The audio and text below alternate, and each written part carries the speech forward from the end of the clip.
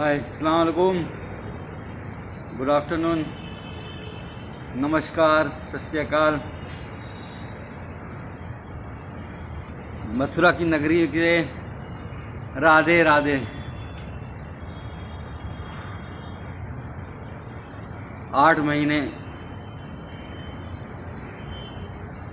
महीने का टॉर्चर।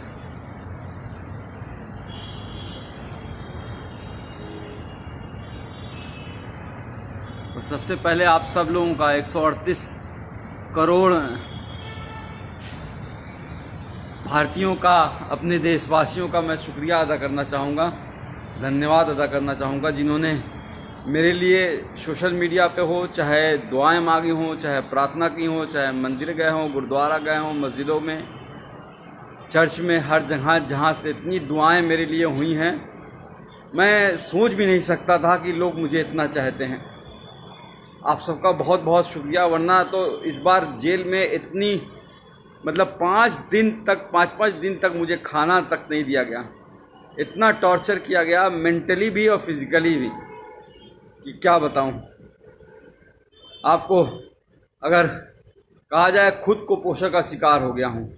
पैर दिखोगे कभी, अभी दिखाता हूं तो ऐसा लगेगा कि मतलब लकड़ी हो गया है, पर निकल आया बाहर।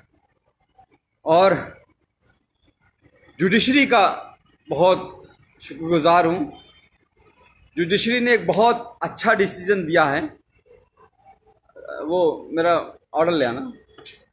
जुडिशरी ने बहुत अच्छा ऑर्डर दिया है और उन्होंने साफ साफ कहा है कि डॉक्टर कफील ने जो अलीगढ़ में भाषण दिया था, वो कोई भड़काऊ भाषण नहीं था। वो देश की यूनिटी के लिए, अखंडता के लिए, एकजुटता के लिए था। और उन्होंने साफ साफ कहा है, डॉक्टर कफील ने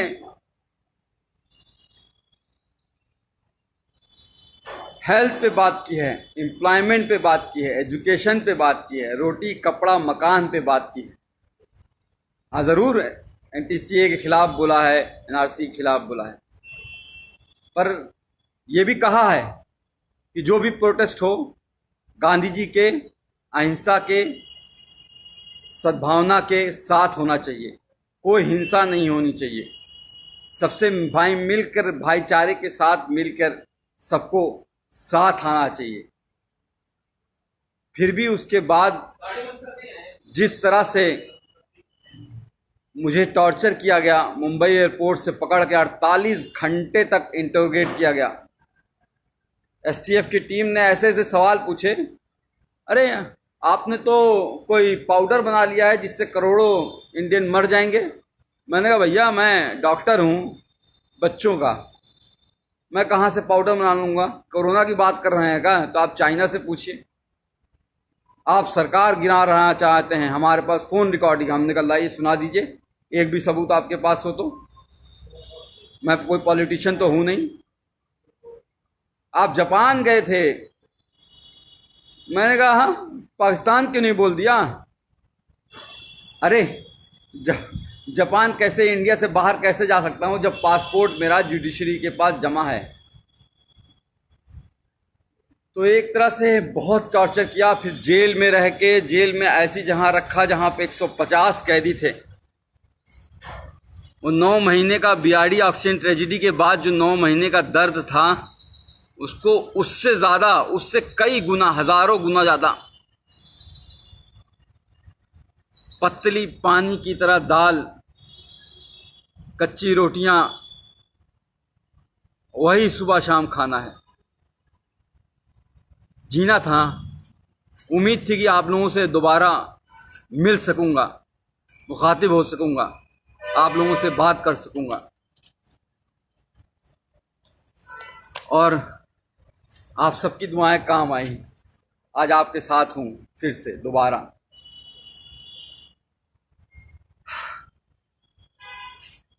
हाँ, आसिफ भाई, तनवीर भाई, अस्सलाम वालेकुम।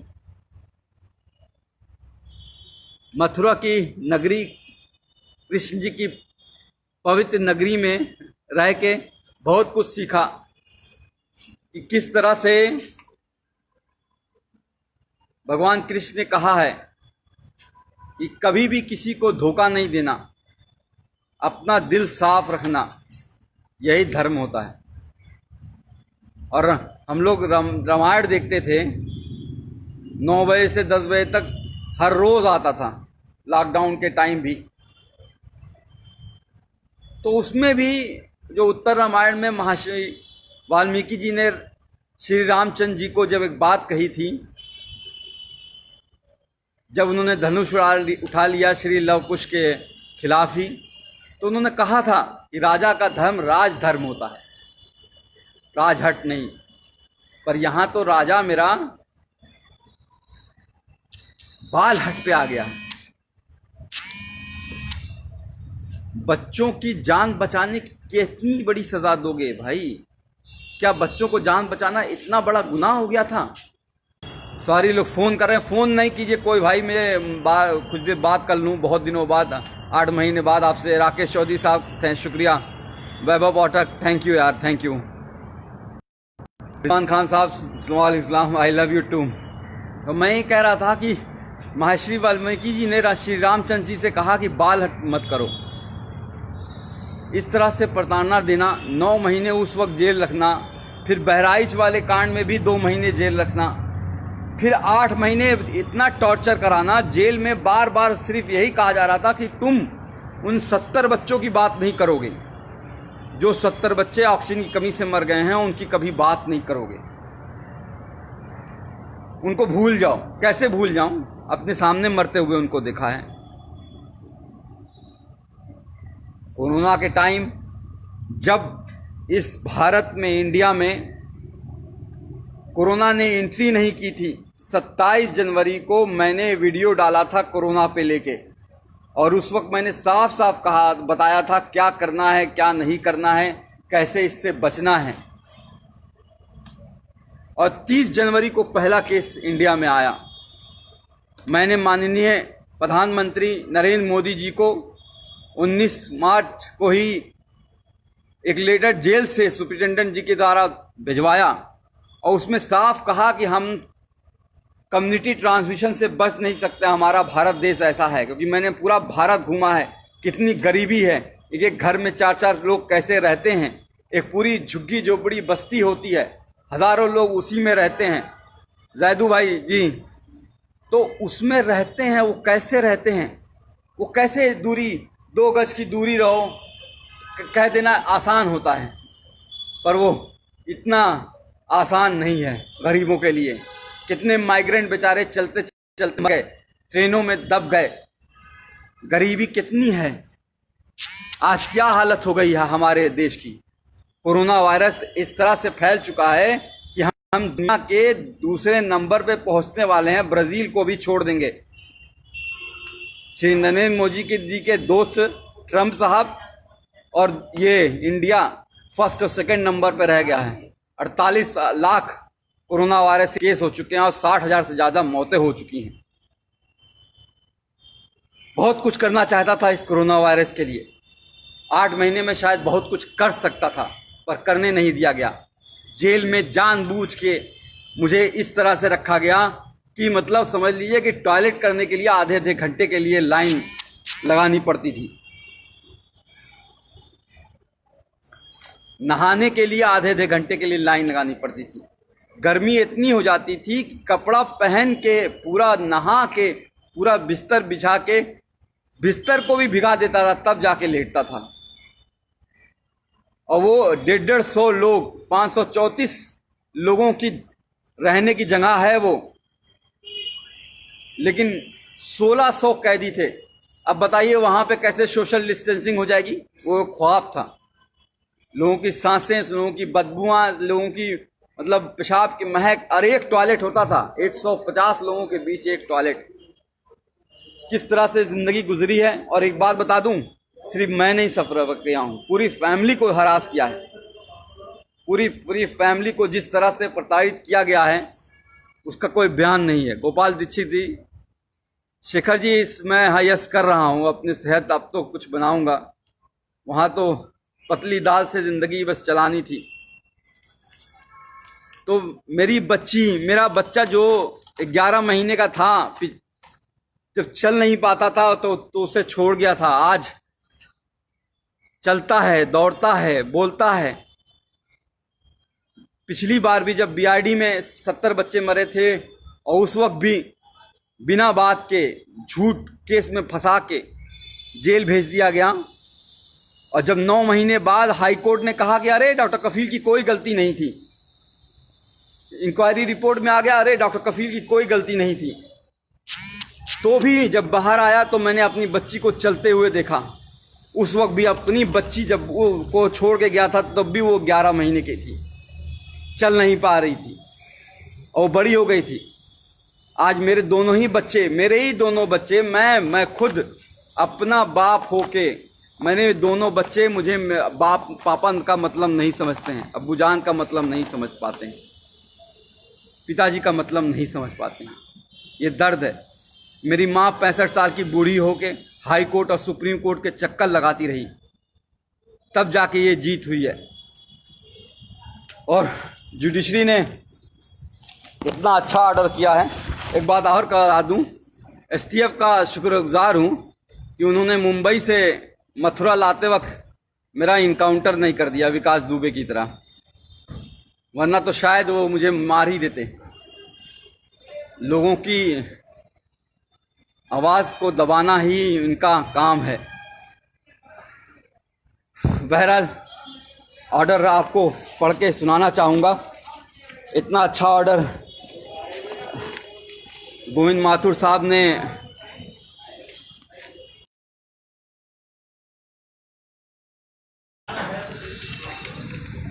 किया है। सुप्रीम कोर्ट का भी धन्यवाद करूंगा, वरना तो हाई कोर्ट में डेट पे डेट हर 14 दिन पे कैसे एक एक दिन कटेगा, एक एक घंटे कटेगा, ये सोचता था कैसे वो टाइम आएगा जब मैं बाहर निकल पाऊंगा, कब मेरी जज मेरी कोई बात सुनेगा। इसलिए हम लोग सुप्रीम कोर्ट, मेरी माँ 65 साल की बूढ़ी माँ सुप्रीम कोर्ट गई और मैं सुप्रीम कोर्ट का शुक्रगुजार हूँ जो उसने कहा कि 15 दिन में फैसला सुनाओ। और मैं चीफ जस्टिस गोविंद माथुर जी का हाथ जोड़ के शुक्रगुजार हूँ जो इन्होंने इतना अच्छा ऑर्डर दिया 15 दिन के अंदर ही, जिसमें साफ साफ लिखा है कि एमबीबीएस करने के बाद 2016 में मैंने ज्वाइन किया था, 2017 में घटना हुई थी। 1 साल का जूनियर था मैं, जूनियर मोस्ट डॉक्टर, और फिर भी उन बच्चों को बचाने के लिए जी जान लगा दी और उसके बावजूद उनको जेल भेज दिया गया। और ये नहीं, इसके अलावा नहीं,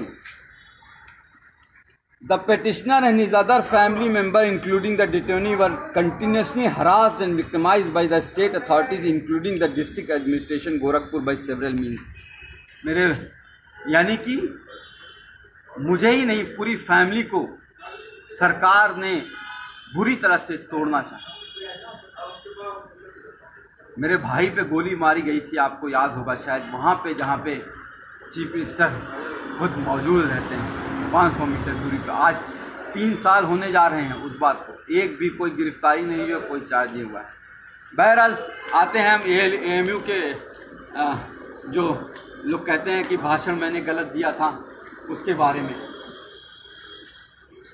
कहते हैं कि मैंने भड़काऊ भाषण दिया था, कहते हैं कि मैंने 2 धर्मों के बीच, 2 रिलीजन के बीच एनमिटी, हेट्रेड, वायलेंस फैलाने की कोशिश की।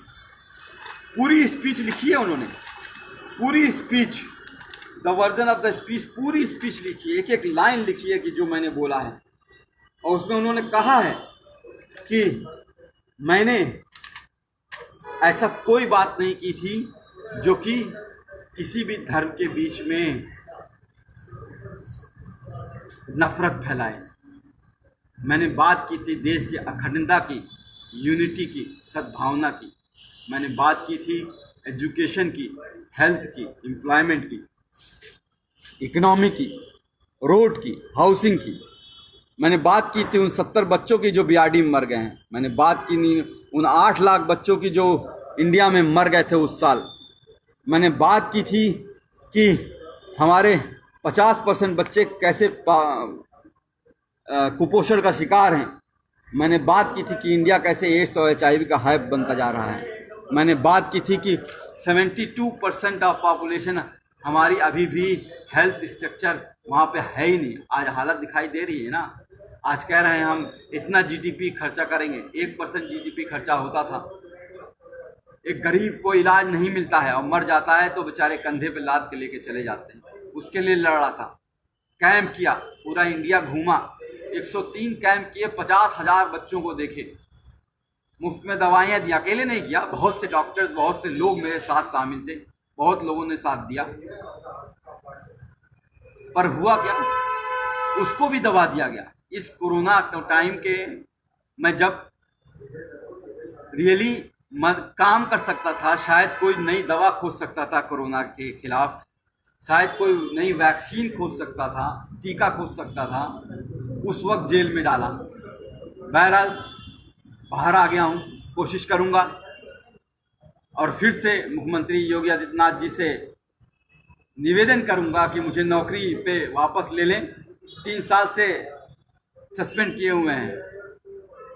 कैसे ज़िंदगी चल रही है, कैसे फाइनेंशियल कंडीशन है, आपको बता नहीं सकता।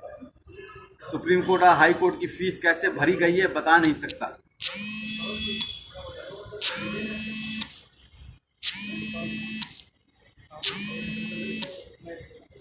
पर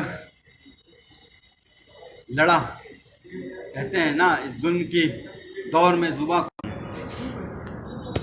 कहते हैं ना कि इस जुल्म के दौर में जुबान खोलेगा कौन। अगर हम भी चुप रहेंगे तो बोलेगा कौन। तो बोलना ज़रूरी है, किसी न किसी को कुर्बानी देनी होगी और शायद ऊपर वाले ने मुझे चुना है।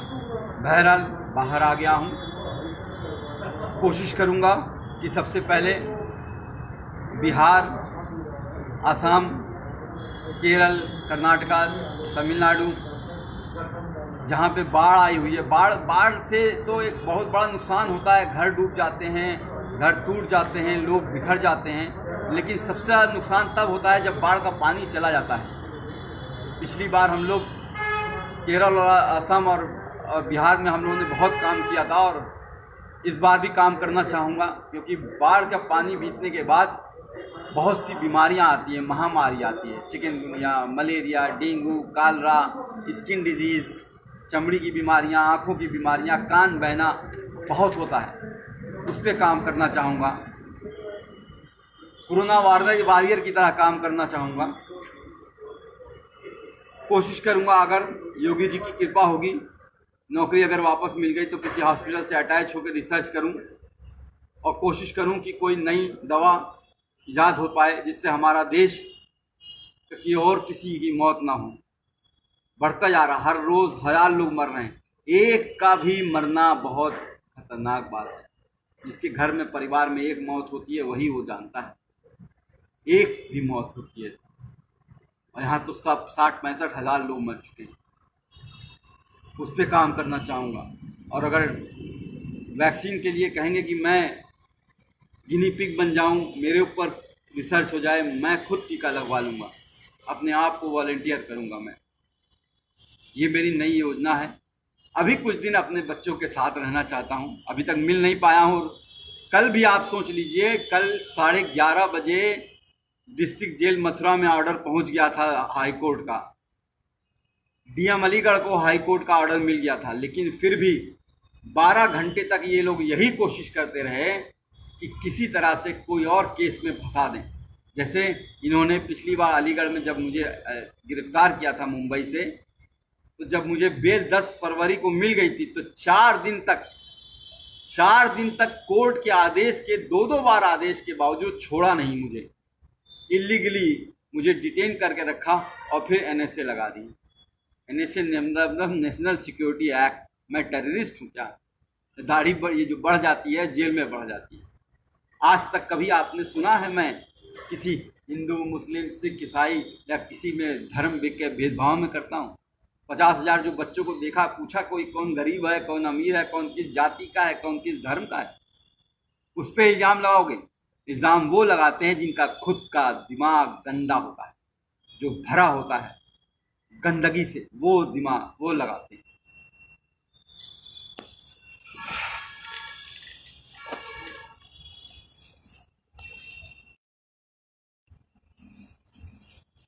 अभी यूपी से घर नहीं गया हूँ, गोरखपुर नहीं गया हूँ, क्योंकि लोग कह रहे हैं कि सरकार अब भी किसी न किसी केस में फंसाने की कोशिश कर रही है, फिर से कुछ कर दें या इनकाउंटर कर दें, मरवा दें। हो सकता हो आपके बीच में ना रह पाऊँ, हो सकता हो ये हमारी और आपकी आखिरी मुलाकात हो। यादव जी सही कह रहे हैं। मिनास गलियार आप, थैंक यू, शुक्रिया। मोहनचंद सिंह चौधरी समर साहब, थैंक यू। तो मैं कह रहा था कि कोरोना वायरस एक ऐसी डिजीज़ है जो फैलती ही रहेगी। मैंने उस वक्त 19 मार्च को ही लिख दिया था कि 30 से 40 लाख लोग उस वक्त मैंने एस्टिमेट किया था कि अफेक्टेड होंगे, और ऑलरेडी 30 से 40 लाख लोग अफेक्टेड हो चुके हैं। और अभी ये रुकेगा नहीं, अभी ये 1 साल चलेगा जब तक वैक्सीन नहीं आएगी। अभी यूपी, बिहार और मध्य प्रदेश जैसे इलाकों में जहाँ बहुत पॉपुलेशन है वहाँ ये फैलने वाला है, और बुरी तरीके से। हमें बहुत काम करना पड़ेगा, हमें मिल के काम करना पड़ेगा। मुझे आप सबकी बहुत ज़रूरत है, आप सबका बहुत सहयोग की ज़रूरत पड़ेगी। जी शहजाद साहब, जी पांडे साहब, नमस्कार। राधे। कृष्णा की नगरी में हूँ, वृंदावन जरूर जाना चाहूँगा एक बार ठाकुर जी के दर्शन करने के लिए। बात यहाँ पे लोग मन की बात करते हैं लेकिन ये नहीं बताते हैं। अब आप देख लीजिए, हम लोग तो टीवी पे देख रहे हैं, पिछले 3 महीने से सुशांत सिंह राजपूत को ही सुने जा रहे हैं। भाई फ़ोन नहीं करो, फ़ोन करने के वजह से बार बार पॉज हो जा रहा है।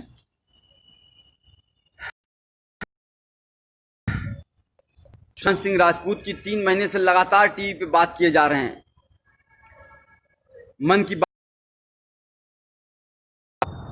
लेकिन कोई ये नहीं बात कर रहा है कि हमारा जीडीपी परसों जीडीपी शायद रिलीज़ हुआ है, और हमारा जीडीपी जो है, भाई फ़ोन नहीं करो, मैं कह रहा हूँ। पर ईश्वर चंद साहब, कोई फ़ोन ना कीजिए प्लीज़। कुछ बहुत दिनों बाद आप लोगों से मिला हूँ, आप लोगों के चेहरे दिखाई दे रहे हैं मुझे।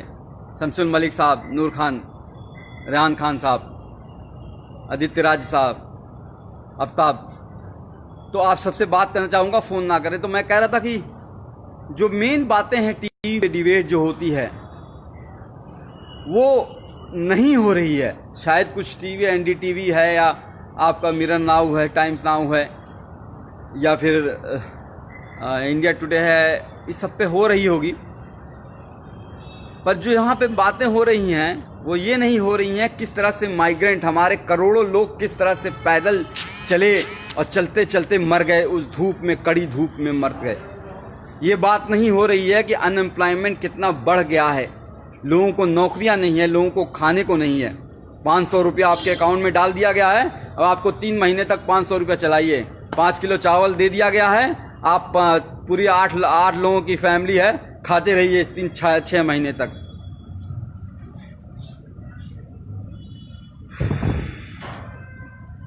बात जो है रियल इशू पे होगी ही नहीं, एजुकेशन पे होगी ही नहीं, एम्प्लॉयमेंट पे होगी ही नहीं, हेल्थ पे होगी ही नहीं। हमारा जो कोई भी आप हॉस्पिटल देख लीजिए क्या हालत हो गई है। कोई भी सरकारी हॉस्पिटल में जाना नहीं चाहता है। आपने ध्यान दिया है, कोई भी बड़ा मंत्री, कोई भी बड़ा अधिकारी, कोई भी बड़ा जो है चीफ मिनिस्टर हो, या कोई भी हेल्थ, मतलब मैं नाम नहीं लूँगा, सब लोग वेदांता में जाके इलाज करा रहे हैं। वेदांता यानी कि नोएडा में करोड़ों रुपए का इलाज करा रहे हैं, लेकिन कोई भी सरकारी हॉस्पिटल में नहीं जाना चाहता है। क्यों? क्योंकि सरकारी हॉस्पिटल की हालत ख़राब है। वहाँ गरीब जाएगा, गरीब मरेगा, और गरीब मरता है तो मर जाने दो, क्या फ़र्क पड़ता है।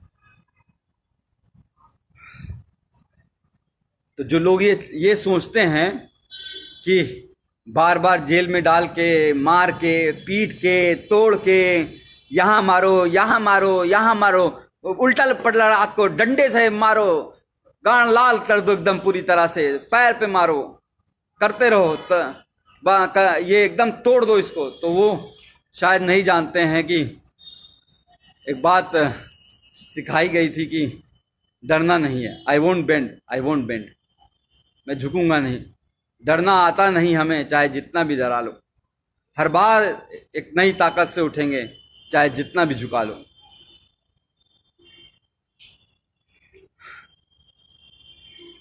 कहते हैं ना कि लोग हमें दुश्मने जान कहते हैं। अरे हम इस मुल्क की मिट्टी को भी अपनी माँ कहते हैं। उसको तुम जो है उस पे एनएसए लगा देते हो हैं? कोर्ट ने कहा है कि जो कुछ है यह अवैध एनएसए लगा है, सारा अवैध लगा है। देखो कि क्या हालत बनाई है। भट्टी साहब आप बोल रहे हो तो देखो क्या हालत बना दी है। मैं कुपोषण के लिए वो कर रहा था, ये देखो ये टांगे हैं मेरी, ये हाथ है। खाना जो है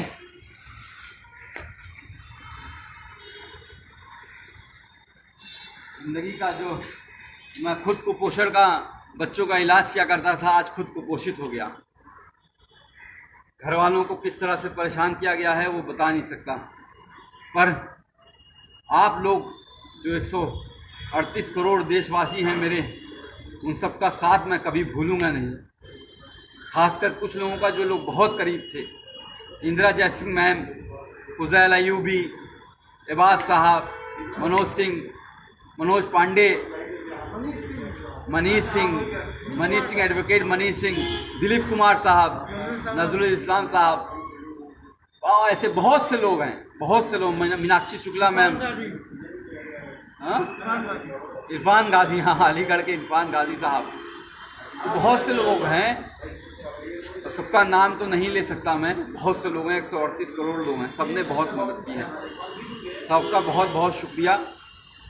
जल्दी बिहार आ रहा हूँ और जल्दी हम डॉक्टर कफील खान मिशन इस्माइल फाउंडेशन के तहत कैंप लगाएंगे। और इस बार एक बड़ी टीम बना के एक साथ कई जगह पे, असम, बिहार, तमिलनाडु, कर्नाटका, केरल, आंध्र प्रदेश, जहाँ पे, मध्य प्रदेश, जहाँ पे बाढ़ ने, पश्चिम बंगाल जहाँ पे तूफान आया हुआ है, अभी भी लोगों को घरों पे टूटे हुए पड़े हैं, हर जगह पे जाना चाहूँगा। पूरा देश जाना चाहूँगा, पूर्वांचल अपना, गोरखपुर अपना, उत्तर प्रदेश, हर जगह जाना चाहूँगा। पूरा भारत में टीम बना के हम इस बार एक बड़े लेवल पे कैंप करेंगे और इसमें आप सबका बहुत सहयोग चाहिए।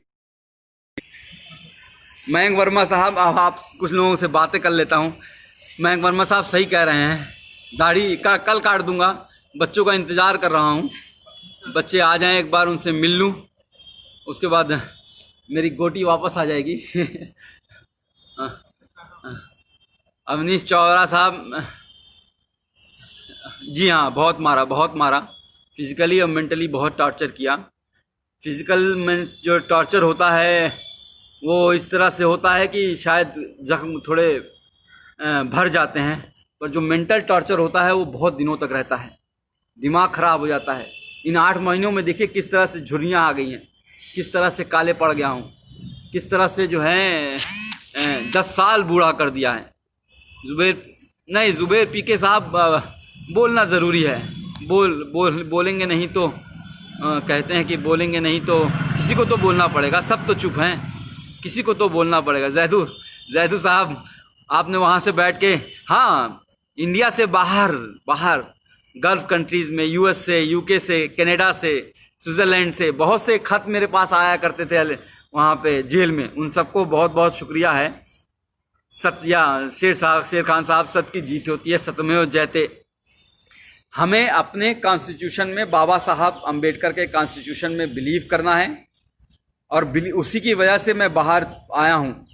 कुछ लोगों ने सरकारी एजेंसियों को जिस तरह से अपने कब्जे में करके लोगों को प्रताड़ित करते हैं वो सही नहीं है। ऑटोक्रेटिक, हमारा देश डेमोक्रेटिक है, तो डेमोक्रेटिक कंट्री है, तो डेमोक्रेटिक कंट्री में आपको फ्रीडम ऑफ स्पीच एक आर्टिकल 21 में दी गई है, लिबर्टी, स्वतंत्रता, समझ गए?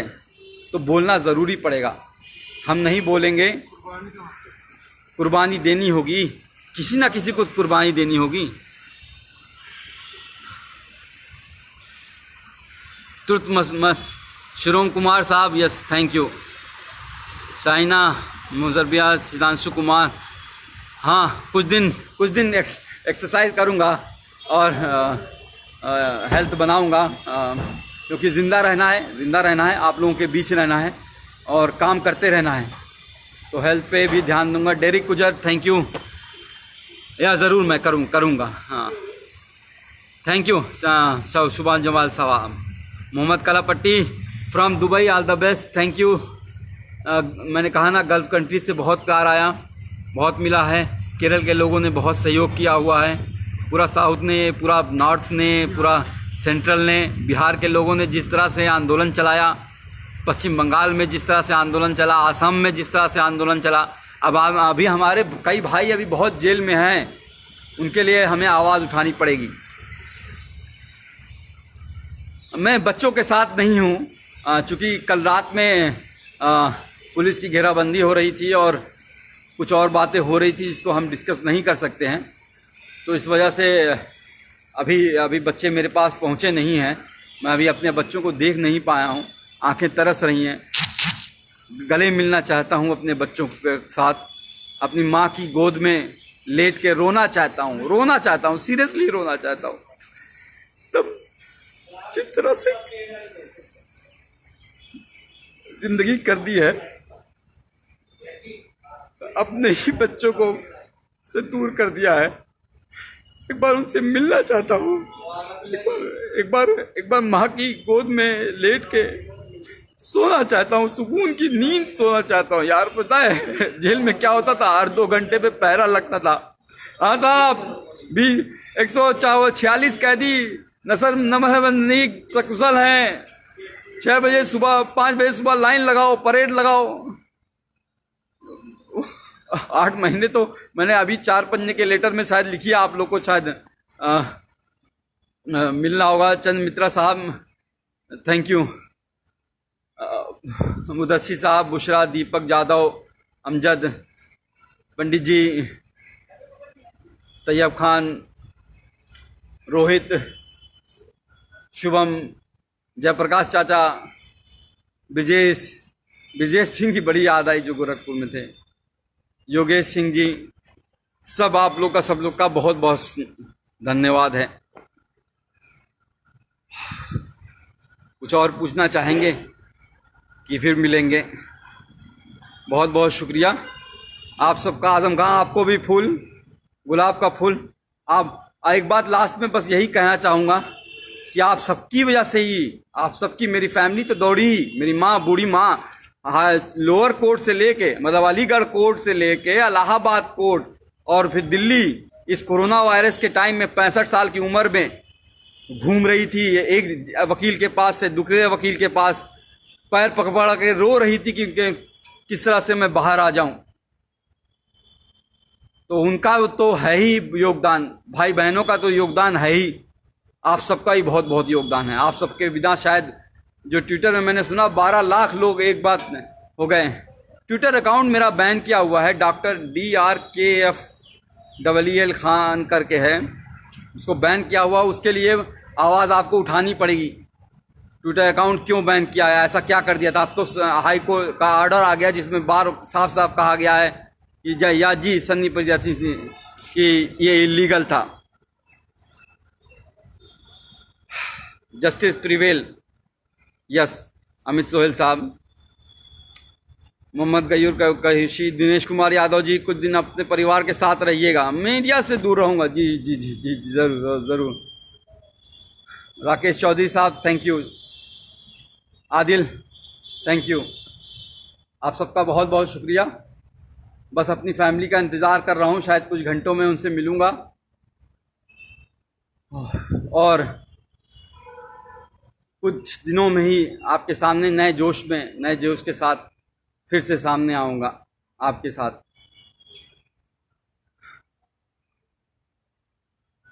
जी मैथ्यू साहब, Mridula how are you? Ubaid, Sanoj Kumar ji thank you, doctor Kirti Sinha, Mudassir Khan Ahmed साहब जी, जासिब, इतने सारे गुलाब मत भेजिए भाई। बस नईमुद्दीन साहब, जैसे आप कह रहे हैं कि वैसे ही आप लोगों का साथ चाहिए होगा। हम लोगों को जो मेन बेसिक इशू है, रोटी कपड़ा मकान और स्वास्थ्य और नौकरी और शिक्षा की बात करनी है, उस पर ही हम लोगों को काम करना है कि हर गरीब को, 138 करोड़ भारतीयों को, देशवासियों को उनका अधिकार मिले। चाइना जो है घुसा जा रहा है देश के अंदर, इस तरह से नहीं। हमारे सैनिक पाकिस्तान की सरहदों पे मारे जा रहे हैं रोज, उस तरह से नहीं। सबको मुंह तोड़ जवाब देना है।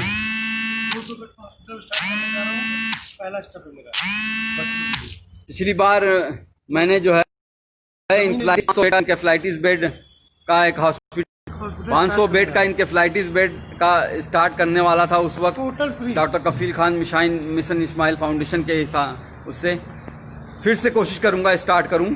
और जहां पे हीरू यादव लश्कर साहब, फिर से स्टार्ट करूंगा और कोशिश करूंगा कि ज़मीन जल्द से जल्द ले लूं और हर गरीब का वहां पे फ्री इलाज हो, वैसे ही जैसे बड़े बड़े हॉस्पिटल में नोएडा में और गुड़गांव में और दिल्ली में और अहमदाबाद और कोलकाता और में होता है, फ्री में। मतलब कंसल्टेशन से लेके हर चीज, दवाई और खाना और रहना सब कुछ फ्री होगा, आना जाना तक फ्री करेंगे इंशाल्लाह। जी, आप सबका सहयोग है, इसकी ज़रूरत होगी। जय हिंद, जय भारत, जय मूल निवासी, जय भीम, वंदे मातरम, जय समाजवाद।